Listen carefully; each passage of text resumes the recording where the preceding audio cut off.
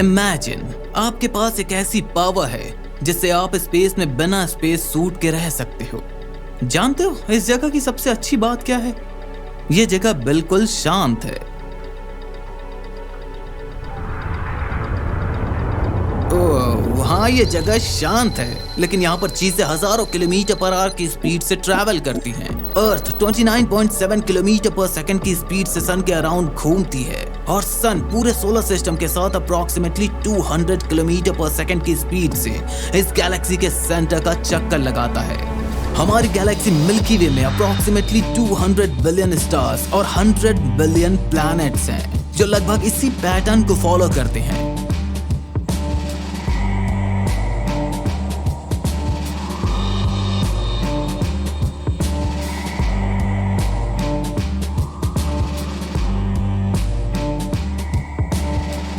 लेकिन क्या इस अंधेरे स्पेस में कुछ ऐसे भी प्लैनेट्स हैं जो कि किसी स्टार का चक्कर नहीं लगाते?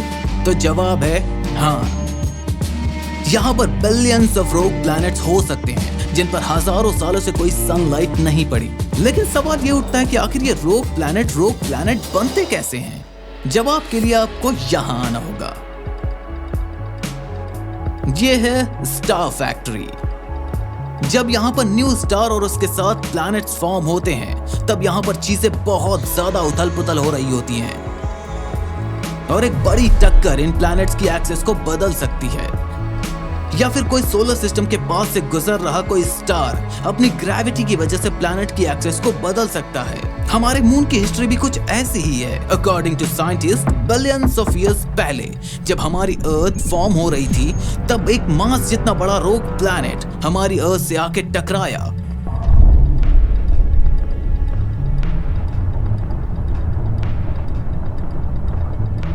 उसके बहुत सारे हिस्से टूटकर अर्थ के अराउंड घूमने लगे। कई हजार साल लगे इन डिब्रीज को इकट्ठा होकर हमारा मून बनने में।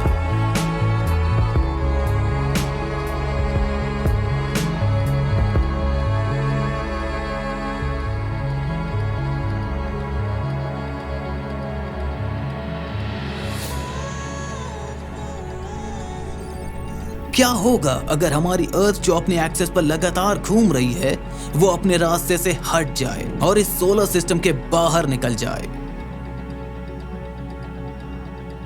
हम इंसान कितने दिन तक जिंदा रह पाएंगे?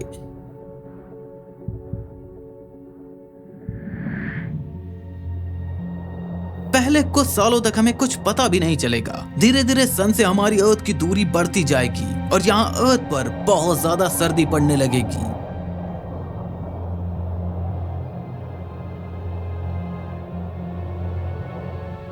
जैसे ही अर्थ मार्स के ऑर्बिट तक पहुंचने लगेगी वैसे वैसे अर्थ के सरफेस का टेम्परेचर घट के लगभग -50 डिग्री सेल्सियस तक पहुंच जाएगा।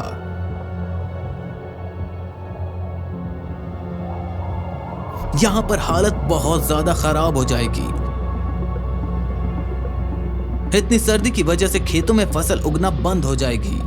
जितना स्टॉक फूड बचा होगा उससे हम लोग ज्यादा दिन तक सरवाइव नहीं कर पाएंगे।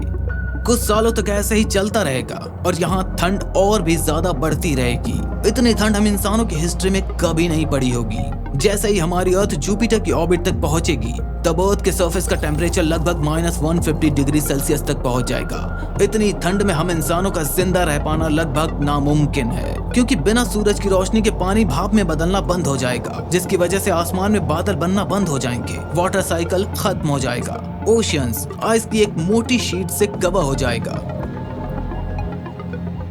और जब ये धरती प्लूटो की ऑर्बिट तक पहुंचेगी तब तक इसका टेम्परेचर -240 डिग्री सेल्सियस तक पहुंच जाएगा।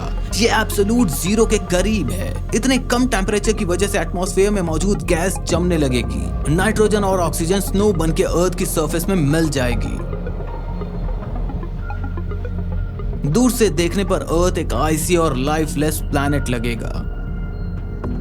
हमारे मून और अर्थ की कोर की वजह से इस मोटी आइस शीट के नीचे थोड़ा वाटर लिक्विड बना रह सकता है, लेकिन इसमें मौजूद सॉल्ट ज्यादातर जीवों के लिए एक पॉइजन की तरह काम करेगा और शायद ही कोई जीव यहाँ पर जिंदा बच पाए। अगर वो जिंदा बच भी गया तो वो इस मोटी आइस की शीट से बाहर नहीं निकल पाएगा।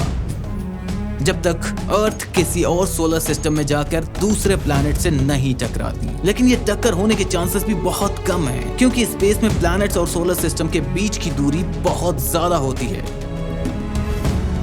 हमारी अर्थ ऐसे ही एक आइसी प्लैनेट बनके अंधेरे स्पेस में खो जाएगी। Life less.